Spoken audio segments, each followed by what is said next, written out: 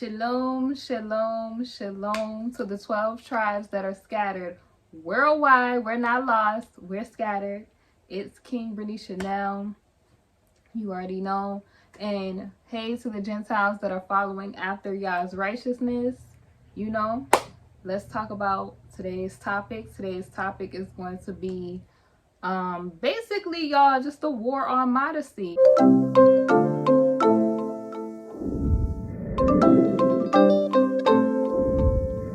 Like how it's a lot of other women that are trying to trick women who are into into modesty lifestyle. The modern thought process women are against the women who are into modesty. And it's kind of like I've been seeing as of lately, like a lot of women kind of like coming for women who are in modesty because they choose to live modest, as opposed to the women who choose to live worldly and lasciviously. Okay, and let me just tell y'all the facts. I told y'all this that in a video called Promiscuous Women, they, I think it's like promiscuous women are not winning over modest women.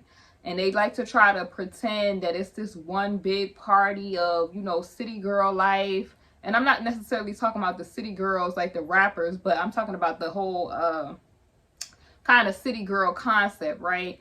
Or they try to promote that, that sensual liberation is liberation when it's really bondage, right? So y'all know I've been on here, I've been making my modesty lifestyle content, and it has made it over to TikTok.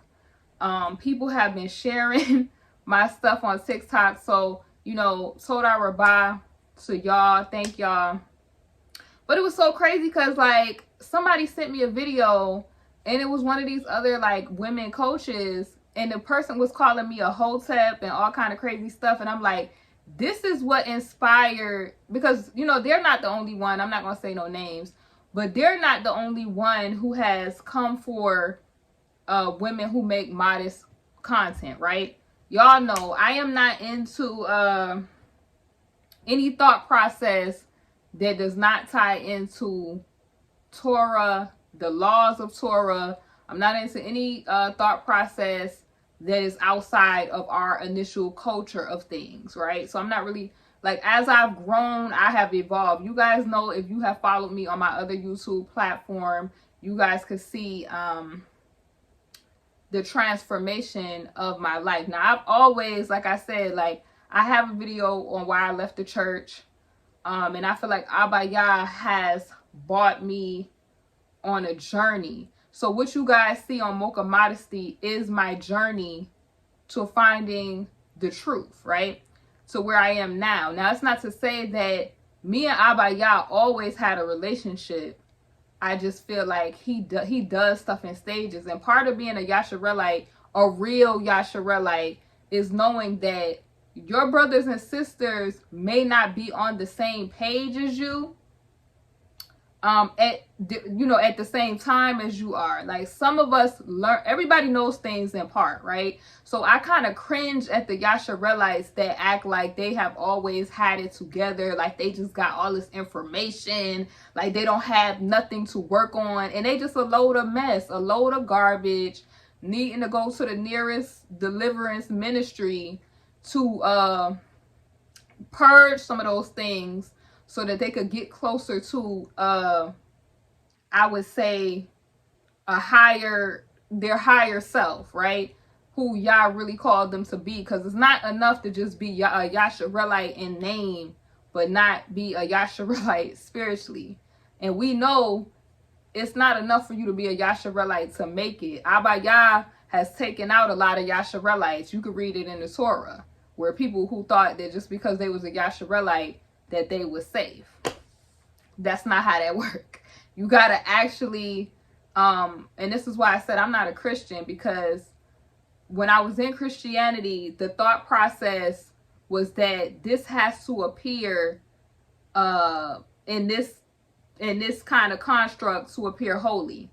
And it was kind of like religion when you're supposed to be spiritual. Like, so spirit, and you have to follow the ritual practices of Abaya in order to get to your higher point, who Yah called you to be, right? Everybody in the Torah has like trials and tribulations that made them into to complete the mission, I want to say, that Yah called them to complete, right? To complete and to, war, and your hands learn how to war. Like, a lot of people, when it comes to me, they come off like, oh, she's super masculine, because they don't have a real thought process of what African Yasharelite femininity is, right? So you have a lot of, like I said, these women coaches who they push a Eurocentric standard of what femininity is. And our sisters is out here suffering because they're trying to live up to a standard that's not you. You are way more than that, right? You are way more than just a sensual object. You are way, like, literally, like, if you think about the thought process from when our people was in captivity, that's what I'll call it, because we still in captivity, but I mean, like, when they was in chains, right? They deliberately wanted the women, because they thought of us in our life, our everyday life processes, as we were savage. So they looked at the women as breeding objects. Hence why you have all of these baby mamas out there. The men, even too, you have men who are just breeding, and in this hyper sensuality. And then, you have these male coaches and women coaches that are teaching like all of this, I would say, toxicity, where it's not the true Yasharelite state where man and woman is supposed to be complementing each other. But I thought about all of this because I'm like, yo, so I'm putting out this modesty content, and you literally have women that are trying to war against true liberation, right? Like I said, like, I make content, honey, about that manosphere, but I gotta talk about the woman-sphere mess that goes on too, because it's so crazy. It's like they will promote hot girl summer. They will promote pride of your soul, of you, of yourself. They will promote all of that. They will promote you not embracing your true looks, your true self, right? So on my channel, I talk about modesty from the, like I said, the Yasharelite African perspective, right? And like I said, it's a lot of women that come for that, right? So like I have videos where on here you seeing the journey of where I learned to kind of get rid of the weave and the thought, my thought process. And I talked about the journey on how to love, how Yah actually made me, the journey of how to actually like remove it, right? You had women, oh, well, you had this in this video. I'm like, bro, I'm showing you a journey, right? So in this video that I post could have been an older video that you just now seeing, because I record videos. Sometimes I don't release them, but I give them to y'all when I feel like it's necessary. Like, oh, what I said in this video, I feel like could help somebody. But people, it's like, and I say this is where they get this from. They get that concept of, they get the concept of, oh, this person is doing this, so that means that I don't have to change from Christianity. I'm telling you, they literally look, and the Most High knows that his people do this. They look for people falling short to justify their sin. It's crazy. And this is what I've been seeing in the war on modesty, right? So you have women that promote certain stuff.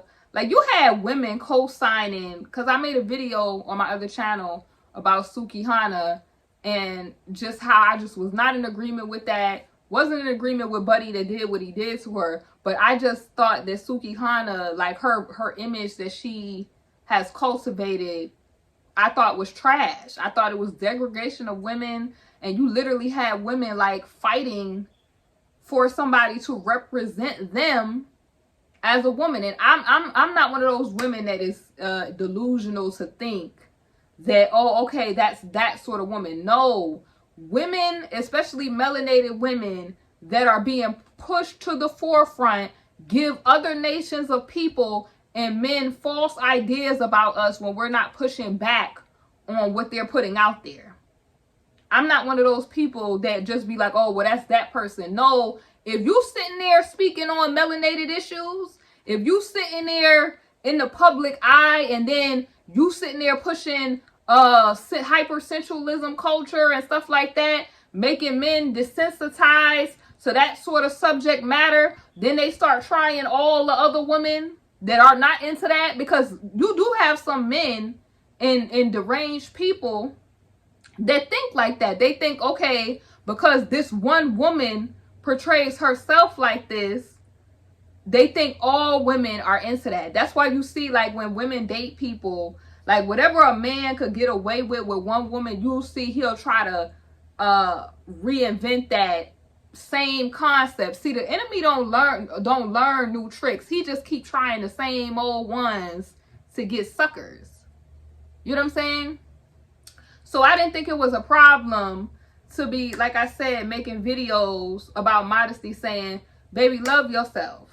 Why do you feel the need to put on somebody else's DNA so that you could come outside and then sitting there trying to act like that's not some type of mental illness that they have bred into the community? You really trying to sit up here fronting like that's not a problem in our community. This is why I like I said, I don't with them female coaches, because if they're not speaking facts on true self-love and loving yourself for who Yah made you, then they're really not trying to help you. A lot of these chicks is Marine agents. Let's keep it a stack. That's why they push. They like, yeah, girl, live your life. Yeah, girl, sleep with as many guys as you want to. Your body, your choice. They're not telling you that the end of that is going on and not to a place that you want to go to. They're not telling you everything is all fun at the parade until the end of the parade. And the Bible literally says, pride cometh before the fall. That hair weave and crap is tied to the spirit of Leviathan, marine spirits, and why a lot of these women cannot have true connections with men. Because, see, people, I'm a person that you don't have to believe in spirituality to keep the enemy from trying to attack you or to use the devices that he have against you. You have your eyes closed if you want to, but you'll literally have people suffering from poverty. Ask them a couple of questions about their life. Okay, well, do you fornicate? Do you fornicate? Because modesty is not just for women, it's for men too. So men could grab hold of some of the stuff that I'm saying too, because Abba Yah wants you to live a righteous, modest life too. It's just modesty is a lifestyle. So let's get back to it. You ask them, okay, you in poverty? Okay. Did anybody in your family suffer from fornication? Oh, okay, they did. Okay, well, you suffering from poverty because in the spiritual realm, you have a whole nother family. You got a spiritual spouse that you need to go into deliverance warfare prayer over, because your money and your resources is being devoured by that.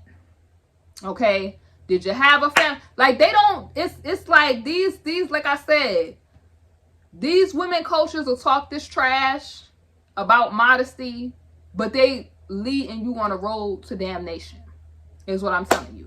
They're not telling you, they you know, they do all these videos. I see a lot of women, they do, you know, cosmetic videos. They talk about all these perfumes. They're not telling you that them perfumes and the pheromones and some of that stuff is tied to witchcraft. They're not telling you that.